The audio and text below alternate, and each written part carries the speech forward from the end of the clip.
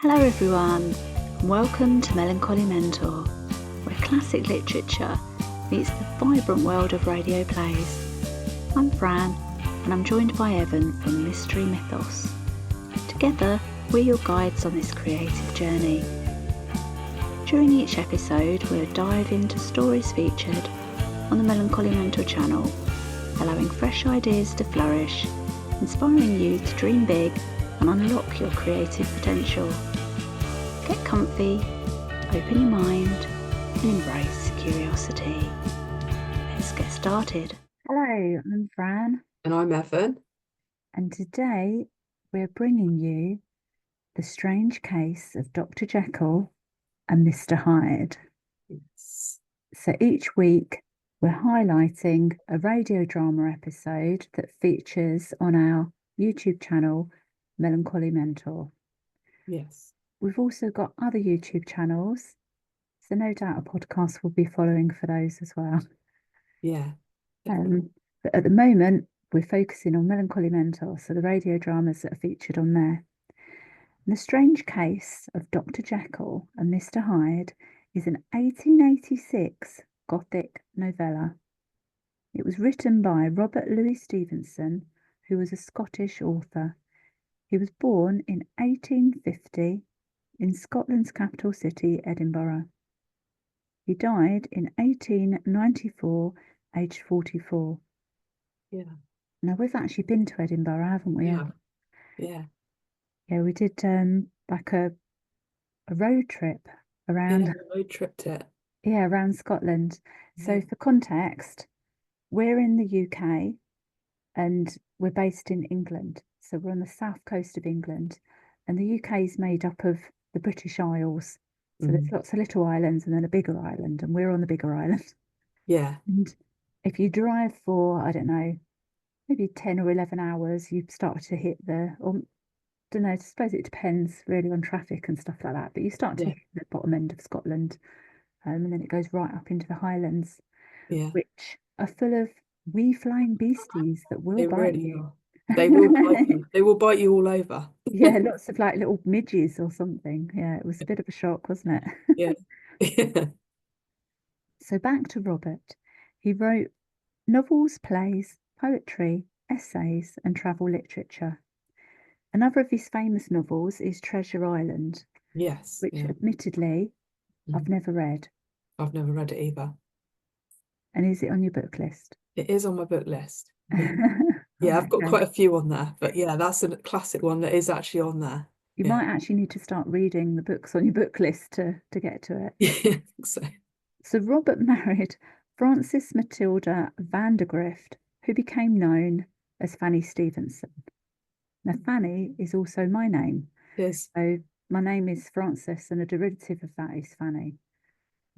A lot of people ask me if my name's Francesca, or they used to anyway. Like if I said my name was Fran or Fran, they'd often say, "Is it Francesca?" No, it's Frances, which is quite a considered old-fashioned these days, I suppose. But Yeah. during the Victorian era, there was more of us. Yeah. Yeah.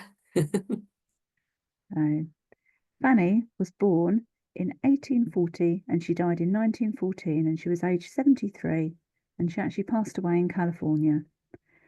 Fanny had two children, Lloyd and Isabel, who became Robert's stepchildren when Robert and Fanny married in 1880. Robert and his family settled in Samoa. Now, Samoa is officially the independent state of Samoa, and it's a collection of islands actually in Polynesia. Yeah. So yeah, consisted of islands in the South Pacific Ocean. Fascinating place, kind of seeing things on documentaries and stuff like that. It's not a place that I've ever visited. No. He liked the people, the climate, and no doubt found it a good place to write.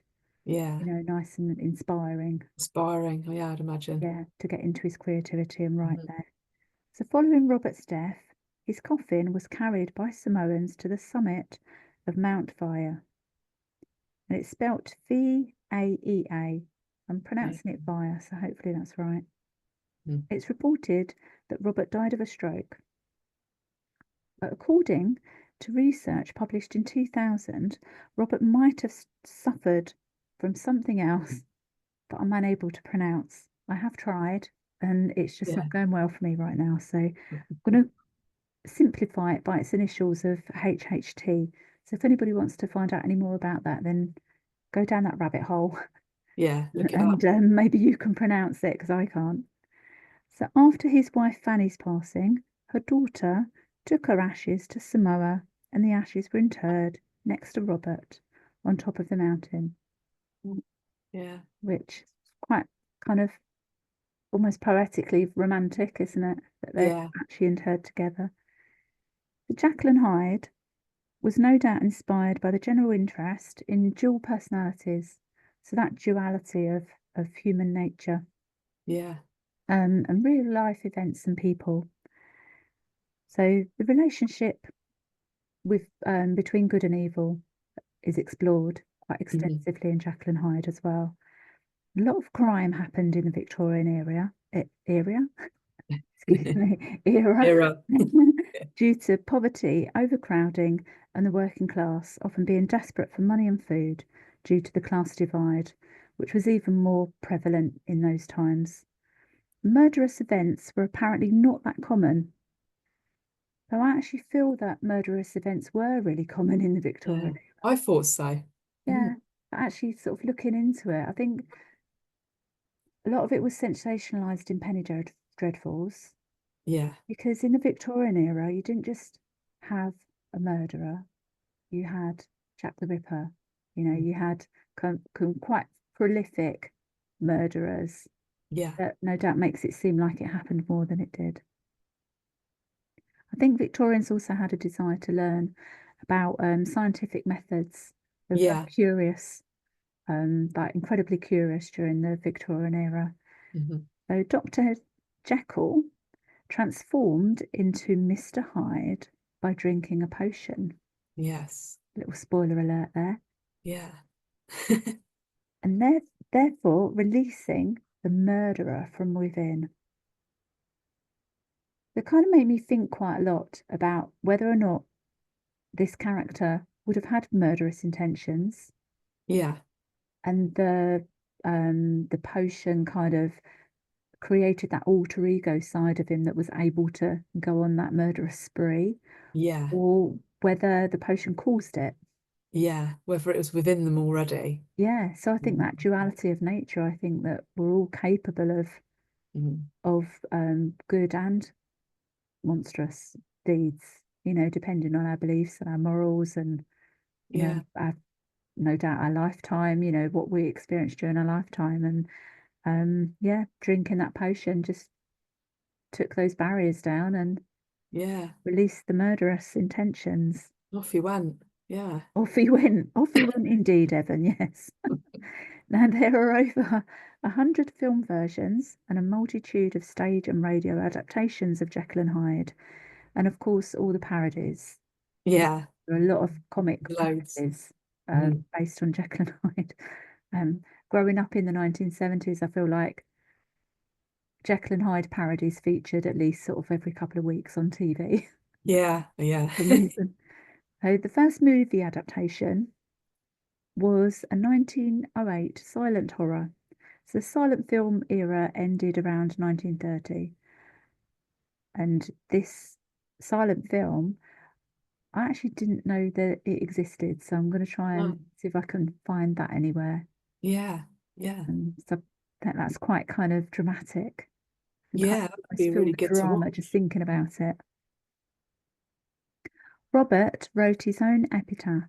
Mm. It's a poem called Requiem, which is engraved on his tombstone. And it reads, "Under the wide and starry sky, dig the grave and let me lie. Gladly did I live and gladly die, and I laid me down with a will. This be the verse you grave for me. Here lies where he longed to be. Home is the sailor, home from the sea, and the hunter home from the hill." Which just brings even more power to those words, knowing that he wrote that himself and he wrote Yeah. that in the throes of his last days. Yeah, amazing. So absolutely incredible. A little bit about the life of Robert Louis Stevenson there, who's the author of The Strange Case of Dr Jekyll and Mr Hyde. Yeah, And I think you've got a bit more information about the actual radio drama yeah, we feature on the channel, haven't you, Evan? yeah, I do. Yeah. This is a Weird Circle adaptation. We've got like a few of those on the channel.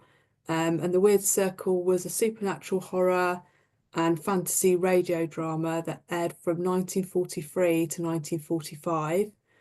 It was actually produced in New York, and then it was like kind of like broadcast onto like other like radio stations all across the country from that. There was a total of 78 episodes, and they were spread out over 2 seasons. And this actual episode aired on the 28th of April 1945, and it was like practically towards the end because it was number 74. So yeah, and I think this, well, they were each anywhere up to like half an hour. So this one's just under half an hour. And the video was actually filmed of a lovely tree. That had Somebody's been garden. me filming a lovely tree Beautiful with tree. permission in someone's garden. Yeah, yeah, lovely.